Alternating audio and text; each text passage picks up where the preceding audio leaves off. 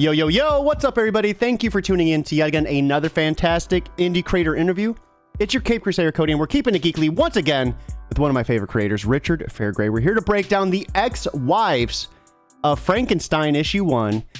I've been so excited. It's been so hard not to read this because I wanted to get a fresh read this morning, and I was absolutely fucking floored by just how good this was. Like, I mean, your other work is always fantastic. It always is. But this is like such a deeper level. I mean, we were talking backstage, just like the different emotions you captured, the way you were able to portray anxiety. I don't know if I'm right about that, but what I interpreted as an anxiety, just it felt so close to home, man. Like, holy crap, Richard. Thank you.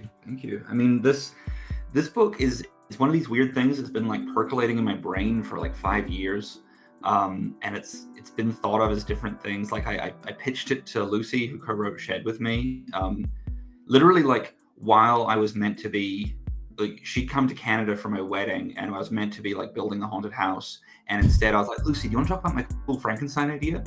So it had been like loosely pitched to her that maybe we'd write it as a script, that then we did Shed instead, so I took it away, and then I talked with someone else about like, what if this could be like a one-woman show, where it was kind of just exploring all the different parts, and it's gone through so many different iterations. And then I just thought, like, all of them were kind of based on the idea that it would be about the Bride of Frankenstein, and then like the kind of the terrifying force that is Elizabeth Lavenza, or Elizabeth Frankenstein in my version. So I decided, fuck it, I'm gonna say that they were married. And like have her as this kind of outside force that we never really see. And then when I started like working on the comic, I'd had the kind of the opening 7 pages had been in my head from the jump, like that, the shower sequence, doing the lipstick on all the stitching, and then which people have seen a lot of in the pre-launch campaign. But then I was like, no, this has to be about the two of them. This has to be about that incredibly awkward moment where there's no one else on earth has been through what you've been through. They're the only person you can talk to who can understand, but also the two of you kind of don't like each other that much. And I love difficult friendships. I also, correct me if I'm wrong, I remember like this had to have been months ago, maybe even half a year ago. I remember you making a joke about finding the right dick. Yep. And I was like, dude, like, holy crap, like this is like perfect. It was hilarious. The biggest thing that I just love with your work is you always capitalize on certain colors. Is there any special symbolism for the colors that we see in this? I went really hard with green, obviously. Victoria, as she's decided to call herself, is green. I really wanted to lean into the idea that like this is a mix-up of every idea people have of Frankenstein. I think it's really interesting that everyone, when they do an impression of Frankenstein, they stick their arms straight out in front of them, which is it's not the Boris Karloff Frankenstein that does that. It's the Bela Lugosi Frankenstein that does that, and Ghost of Frankenstein. Like, there's all these weird little things where people have like imposed these visions of Frankenstein onto the original and back onto the novel. Everyone's stupid argument of like, Frankenstein's the doctor, not the monster. And I'm like, well, he didn't finish med school, so fuck yourself. But like, the idea that like the monster is a reflection of Victor. Like, when they fall into the icy water at the end, they are staring at each other as reflections of each other. The monster is Frankenstein. Frankenstein is the monster. I think that's such an important part of the messaging of that book. But I love the way we misinterpret. So like, obviously people, you look at every wedding cake topper of the Bride and Frankenstein, you look at every drawing of her, piece of fan art of her, she's always green. She always has the lightning through her hair. And I was like, well, that's dumb. She wouldn't have that now. So I have like a little bit of a highlight, but I wanted to really like lean into what do people expect her to be. And then I really just like the color purple. So I put Elizabeth in purple because it seemed, it's the natural opposite of green, but I did it as a very soft purple because I wanted it to feel like this is not a book about a confrontation. This is a book about this is a book about like the aggression between them has faded over the 3 years since everything went down. I should probably say the premise of the book, by the way. It's yeah. It's a modern day retelling of like the aftermath of Frankenstein. So it's Victoria and Elizabeth spending the day together on the day when they find out that their husbands are alive and have been living as a gay couple in the Arctic Circle, and are now returning to the city as kind of heroes of the MRA movement and Reddit. You know, I wanted to get there. I was just so there was just so much I wanted to talk about after reading it with you, because this was the first time we actually sat down and talked. That's why I always try to save it, so it's just like a fresh, blind reaction to it. And man, holy crap! The one thing I loved the most is when they were found, you know, eating the fish diet, and you did the shout out to Jordan Peterson. I was like, no fucking way. If that fucker is going to tell everyone to have an all-meat diet, and then I have these two people living in the Arctic surviving entirely on fish, like, of course he would latch onto that online and say that it's great proof that his system works. I love it. So, I mean, why Frankenstein? Like, why out of every modern classic out there, you know, what really drove you to do this one? I think that, like, I've spent my whole life being so obsessed with vampires, and I got in trouble when I was really young. I know Frankenstein is not a vampire. I know, I'm going somewhere with this, I promise. When I was really young, when I was like 6 years old, I read Dracula for the first time. And I did a book report on Dracula that by the way, I drew. We had to do a book report where we had to draw the book cover on the outside and then stand up and hold it up while we read it. And so I drew the cover for Tales of a Fourth Grade Nothing, pretended that I'd read that, actually read Dracula, and then got up and read my report about how Dracula is a super gay book because it's about men finding different ways to penetrate each other. And got in all kinds of trouble. And I've always maintained that like Dracula is obviously a very gay story. And then I was having a conversation when I was in college with a professor there who taught a thing called paper called Century and the Gothic, and we were talking about Frankenstein, and I said, like, well, Frankenstein's just as gay as Dracula, and she was very insistent that it wasn't. She made a lot of my Dracula points, and I was like, no, this is about a dude who is like building his own version of himself. Like it's an absolute, like he wants to find a man to fuck, right? He's building a fuck doll. He keeps him stupid. He limits the brain. Like there's so many pieces of it. And she's like, you are bringing your own shit to this, Richard. And I was like, I 100% am. You are right.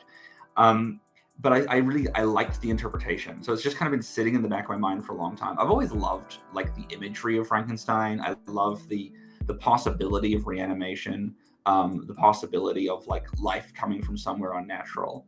And, you know, I always like stories where like characters who kind of get sidelined in the original text get to be really explored. So it all just kind of came together. The joke that one of my friends made was they were like, oh, like, so hang on, two women becoming friends uncomfortably when their husbands are gay. Is it Grace and Frankenstein? And I was like, you know what, solid point, but no, because you know, my thing is good. There was a really, you know, the first like 2 pages I felt were so impactful. Like just like, you know, accepting who you are, even though you might not feel that way. I mean, when she's putting on the lipstick, you know, give us a little bit about that. What was that? You know, I mean, because she just didn't stop at the lips. She covered like all her scars with it. Yeah, it's actually, this gets like kind of dark. This is a memory I have from my childhood where after my parents got divorced, both of them bought a bunch of self-help books. It's really funny because like, I don't know why that's the go-to, right? Like, well, I think it was the mid-90s. It's what you did, right? Like you turned on TV and it would tell you what to buy, as opposed to now where you look online and find out what to buy. Like, you know, in Octopus, there's the scene from when I find this, I'm looking for porn in my dad's bedroom drawer, and I find the self-help book about like how to get your kids to like you after a divorce. And that would have been awkward. It was a heavy fucking. It was like that really sad thing because it had this whole. He put a post-it in a section about like buying nice things for when your kids come to visit, and he'd listed things that we liked. And for me, it was Sonic the Hedgehog popsicles. For my younger sister, for my older sister, it was big cans of spaghetti. And then for my younger sister, it was just a question mark. And I remember just feeling so sorry. Like, my dad doesn't even know his like youngest child. Like, he can't even think of one thing that she would like to buy. So like, that moment has haunted me for 30 years. And then the equivalent is my mother reading a book that basically was like how to make yourself feel beautiful, how to make yourself feel valued. And my mother has a big scar on her leg. And I remember like walking in one day and she was just sitting on her bed, like hunched over her knee and like outlining it in lipstick. And I was like, what are you doing? And she was like, oh, it's, you're meant to, and like, she explained that it's just about like highlighting the thing that you're embarrassed of, highlighting the thing that you think that other people are noticing, and just like sit in that moment, like highlight your imperfections. And I was like, that's not great. Like as a 9-year-old, I knew that's not great advice. But she'd also written on the mirror, like, I am worthy, I am beautiful, I am glorious, or something in lipstick. And I was like, cool. And she never did it again. It was just she did this one time, and then she was like, fuck this book, this sucks. But I was like, no, absolutely. Like this character, I want to kind of really get into that mindset of what these people have been through. And there's so much in this book that are like, there's so many like little pieces from other people's lives that I've just heard over the years, and little moments that I really wanted to highlight, and sort of showing that while the Frankenstein experience. Oh, Richard, we might have lost you. Oh, you good? Did my internet just fuck out? Yeah, your camera's like froze. Do you want to hold on one second, let me see. Yeah, if you want to go ahead and like restart the StreamYard link, like refresh it, because your camera's froze right now. Unless if you stop cam and turn it back on, that might fix it.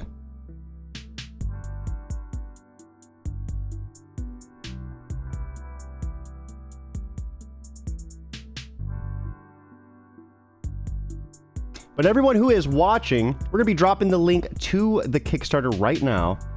This is such an outstanding story. I had the chance to read issue 1, loved every bit of it. Make sure you check it out right here. You can back, we would love to see that, but if you're unable to back, simply putting this on Facebook and Twitter, anywhere you can. Word of mouth is 100% free, it costs nothing to do, and you are supporting a great book. We're just going to be waiting for Richard to come back. In the meantime, though, you guys get a nice close-up of me. How's everybody been doing? Very excited to be back interviewing. We're going to be trying to do these 1 to 2 times a week. Yeah, I miss it. I love it. I love doing interviews. I can't wait to be doing this a little bit more once my schedule balances out. I hope you guys are all having a fantastic Thursday. Beautiful day out. It was storming last night. I thought we're about to have 40 days of 40 days and nights of flooding. I don't know if anyone else got hit with that, but it was pretty wild. Hold on one second. We're going to just double check about Richard.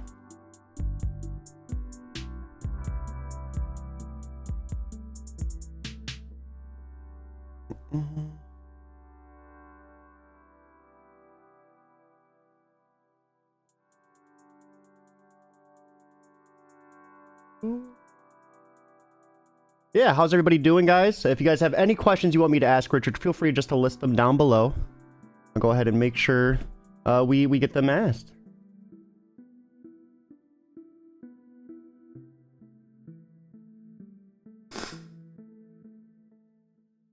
He might have to reset his computer or something. Oh, there we go. Boom. Hello. He actually had to change the computer. Yeah, I'm now at the other end of the house. You and those dynamic angles, Richard. Well, I don't want to be this, I'm not. I'm like I see these videos that like these interviews, and people are like leaning in like this. They're like, hi, people are like this with the mic.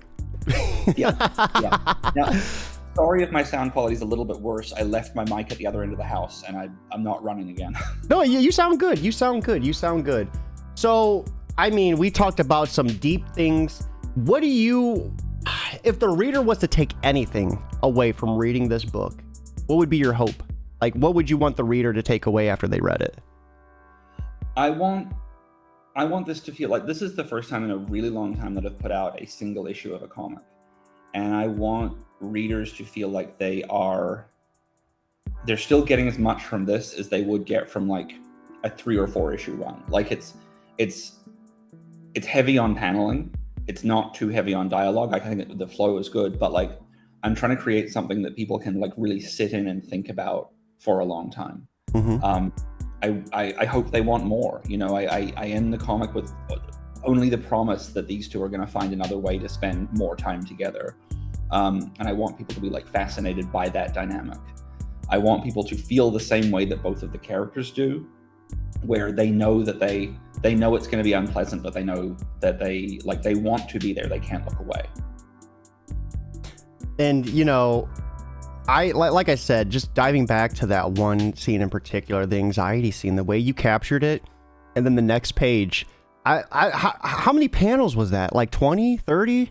The way you did it, like, and I don't know if you would consider that panels because it was just spliced up and the image was like, but it was just so, I have never seen comics done this way, man. It was mind-blowing. I mean, like a lot of it, I think anytime someone tells me that there are rules to comics, I'm like, well, let me see if I can make it work without those.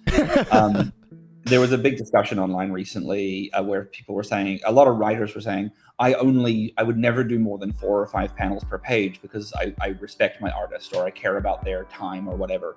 And my thought was like, if you gave me a script with several 4 or 5 panel pages, I would be so bored. I would never enjoy the work. I would be like desperately struggling to make it interesting. And so I thought, let's see if I can just do a 4-issue run that across the 4 issues averages out to 10 panels per page. Issue 2 is a lot more free flowing because they're out in the world. And so I think that's like 167 panels across the 22 pages.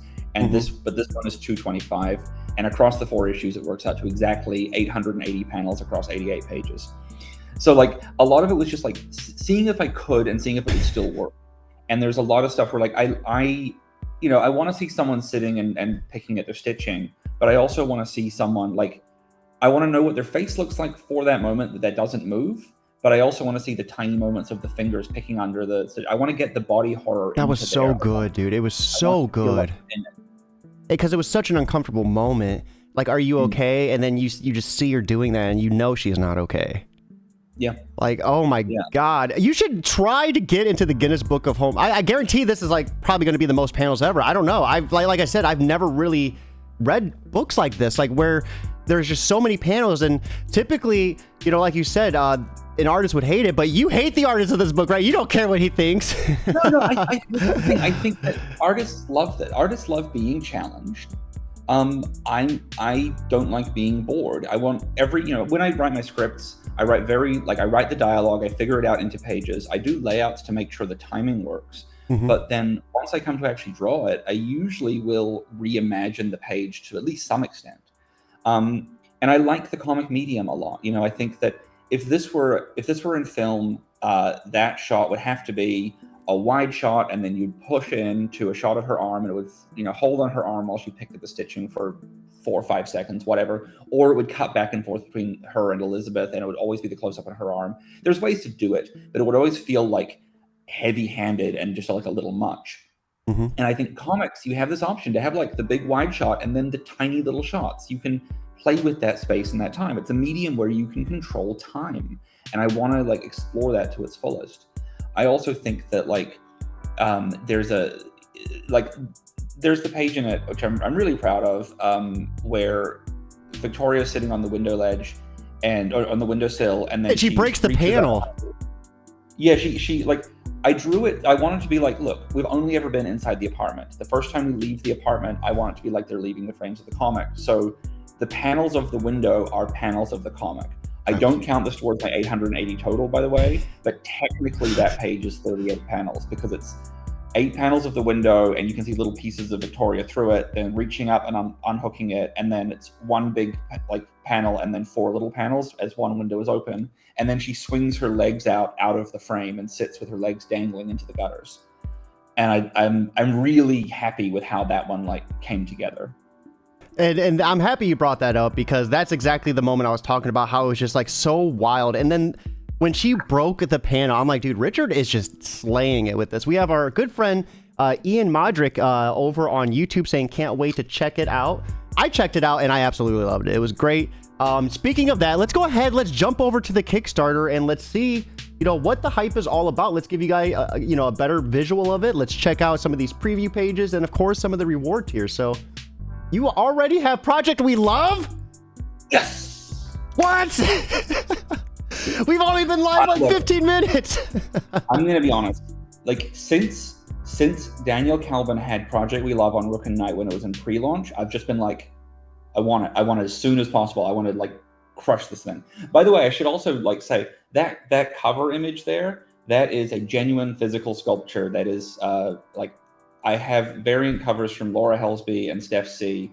Laura did a like beautifully drawn cover, very kind of inky drawing. It's digital, but like very like their style is so fucking cool and like very punk rock. And then Steph C did this incredible digital painting, and I was like, my style is normally drawn. I need to do something different.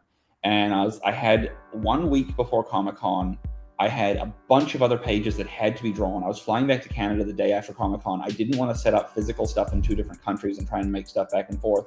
And I was like, fuck it, let's see what I can do. So it's a paper mache head on the background. All of the paper is a retyped version of the 20th chapter of Frankenstein, which is the chapter about the bride. That's so good.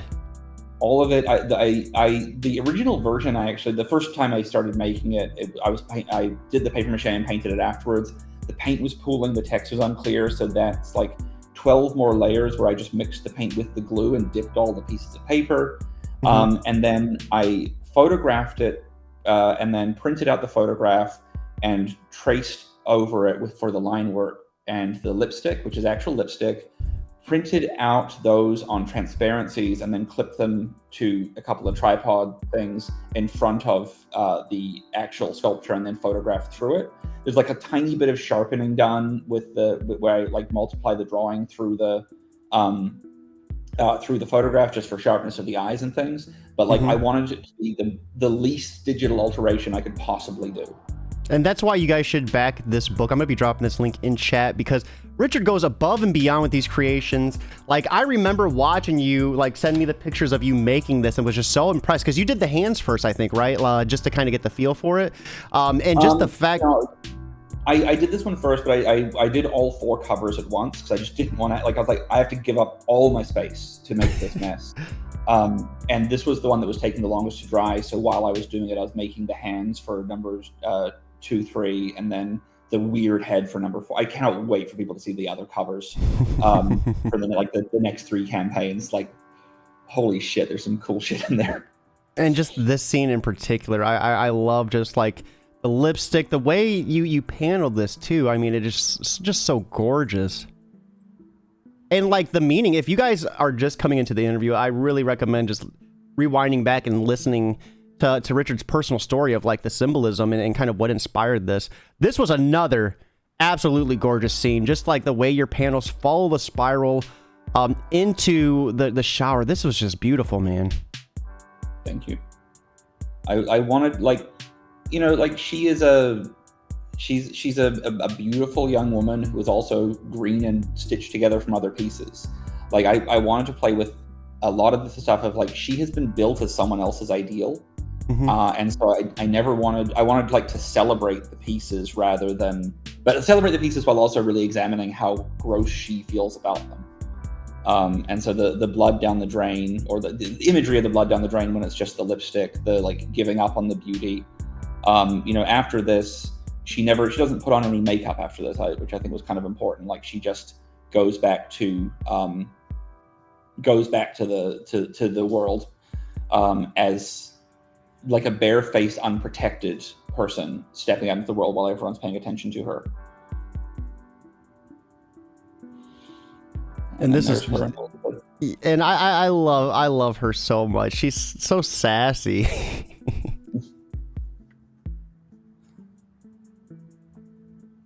Holy crap, this is so gorgeous. It's so visually striking too, because the absence of color, really just makes such an impactful moment when you do see the color sprinkle on. And most of your work follows kind of like that type, a lot of your recent work kind of follows that kind of manner. I mean, why not like color the full thing? Is it just because you like the way it looks, or is there like any special meaning behind it, or? No, I mean, like, I think that when you see, like, I'm doing all of this with markers.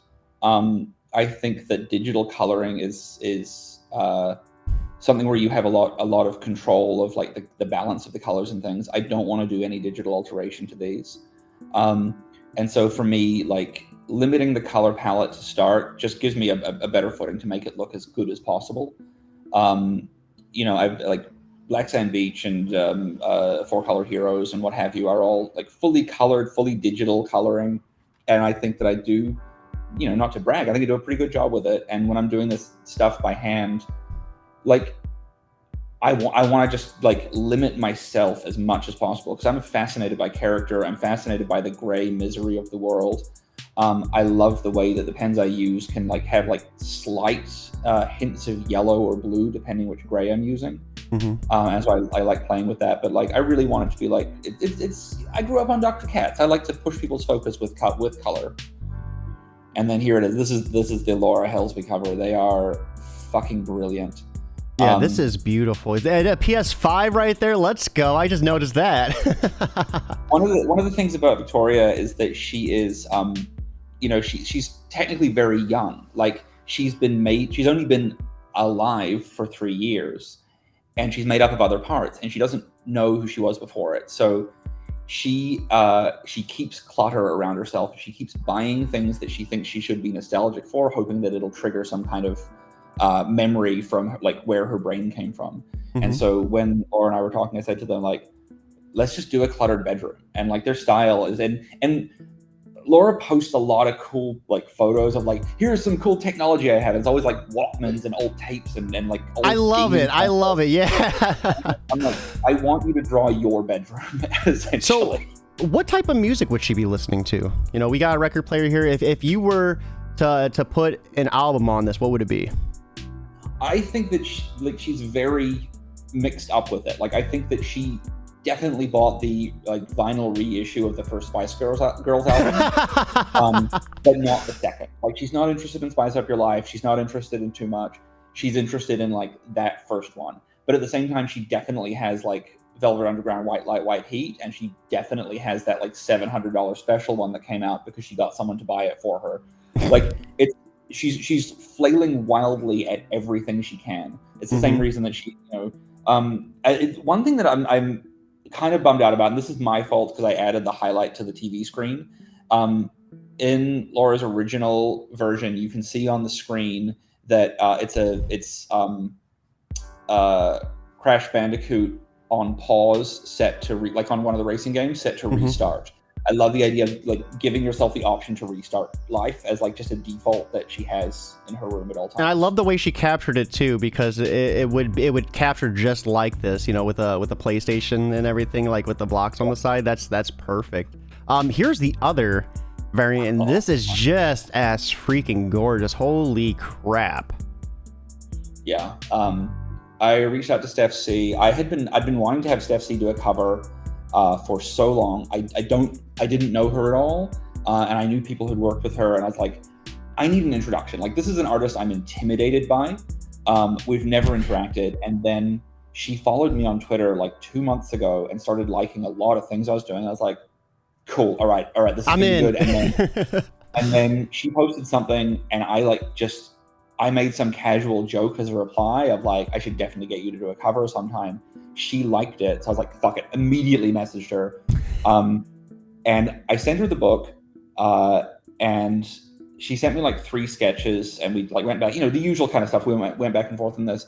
And then when I like latched onto this idea that she'd had of the body stitched together in the lab, and I said, yeah, go with that. The next day I see she's on Twitter and she's posting like some process shots, and her like frame of reference is Death Becomes Her. And I had not said that, but that is so like that is what is in the back of my mind all the time with this book, like that difficult friendship thing. It's one of my favorite movies, and I was like, oh, this artist gets me. They get the book. Like this is everything. So that's perfect, and it hits differently when you have that understanding, like that unspoken understanding. It's like, yes, like you understood the book. Let's go. Yeah.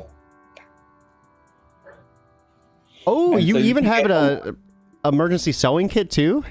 Yes. So, Cool. I love doing these weird little objects. With Octopus, I had the bottle of poppers. With this one, it's a genuine sewing kit, branded for Ex-Wives of Frankenstein. And inside it is a sticker with a QR code, so you get a digital download. So you can have the comic with you everywhere you go, but also you can stitch yourself back together if you need to. I love that so much. You have some of the coolest rewards ever. The popper was hilarious. The sewing kit is freaking phenomenal. Let's go through some of these rewards, guys. If you're watching, right here is the link. Be sure to back this today, but if you're unable to back, put this on Facebook, put this on Twitter. Word of mouth is absolutely free. You have nothing to lose. And this is such an awesome book. I mean, you're not going to find many books that just hit this level of creativity. I feel like it's phenomenal. Let me stretch over a little bit though, so we can get these reward tiers. There we go. So we have the digital comic coming in at $5, 22 pages. The deluxe digital for $7. This is going to include process images, rough drafts, and a breakdown of the cover construction. We have the emergency sewing kit for just $10. You're also going to get a QR code to the digital edition of issue 1. So just $5 and you get a sewing kit. I think that might even be cheaper than at the store. So you can get the comic early bird special Fairgray cover for $12. Plus the deluxe PDF. Awesome tiers on this. And then the regular cover at $15. So is that a 48-hour window for the early bird special? We have cover, the Hesbley cover for $18 at the early bird special, and then $20 for the regular. So guys, you have 48 hours. Get on it now. Save yourself a couple bucks. We have the Steph C cover at $23 early bird, and then $25 for the regular price. Cover or comic plus the mini set at $30, and then cover A plus a headshot. So this is good. Scroll down in the main part of it a little bit, and there it is. So I will do a headshot of Victoria or Elizabeth. So you can get, basically $15 to get a piece of original art there. I love your art too. Your original art is so gorgeous. I remember the last campaign you did. You were doing the original pages, and it's just so cool. It's awesome, man. I'm toying with adding some of the actual finished art as rewards. I was like, right before we jumped on, I was like, should I throw that in? Should I do it? And I was gonna say, I'd be surprised if you didn't try to sell like the paper mache cover. Like that would be that thing is enormous. Like So we have a cover B plus headshot for $35, cover C plus headshot for $40. You get all 3 covers for $50 plus the deluxe PDF, the Richard Sucks collection at $70. This is going to, 250 pages of comics. I was going to say, this is going to be a crap load of pages regardless. it's what would that be? It's like 144 plus 1, so 272, 292, 336, 358 pages of physical comics with that. And then a couple of hundred worth of other digital bits and pieces. And then add-ons. I finally have my back catalog or some of it. So you can get 4-Color Heroes, which I will sign for everyone. A lot of people have been asking where they can get a signed copy of that outside of conventions. So I'm going to be signing every copy of 4-Color Heroes that goes with this campaign. I will be signing. Yeah. And then we have Octopus. Oh man, these are awesome prices. Haunted Hill Volume 1. Too hot for Octopus. You come up with some of the best titles. It is so great. And then Ghost. This was something you did when you were younger, right? Yeah. So it covers 30 years. It's all 11 of the Ghost mini comics. It's the book I started when I was 7. First thing I ever published. It's about a ghost who struggles with invisibility, loneliness, and a sense of alienation from society because of his intelligence. It's just 120 pages of dumb jokes about death.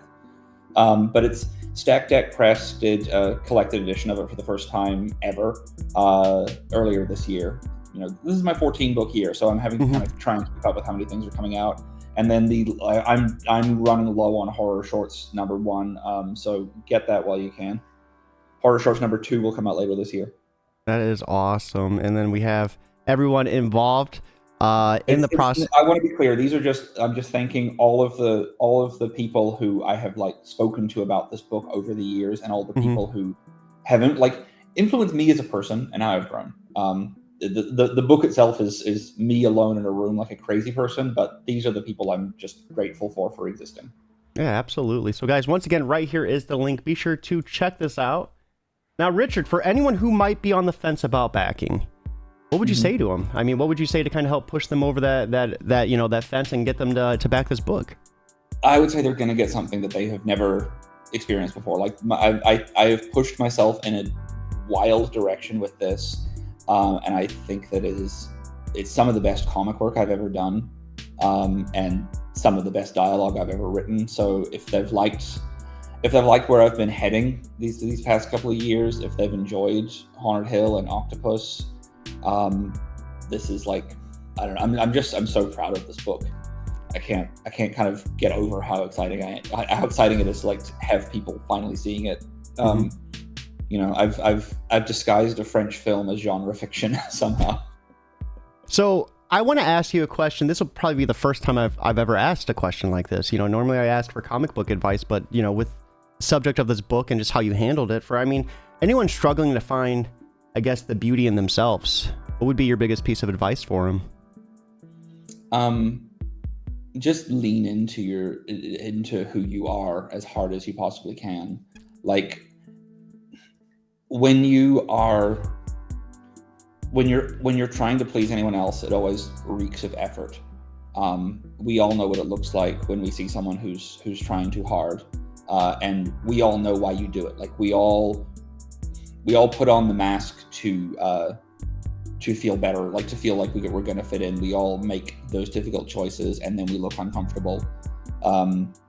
As my friend Catherine said to me many years ago, when a T-shirt arrived that was 2 sizes too small, she was like, "Oh, just own it. It's a good picture." And I was like, you know, like normal me would have been like, "Well, my weird fat arms are sticking out of this thing, and I look silly, but I do like this picture of a knife that it has on it."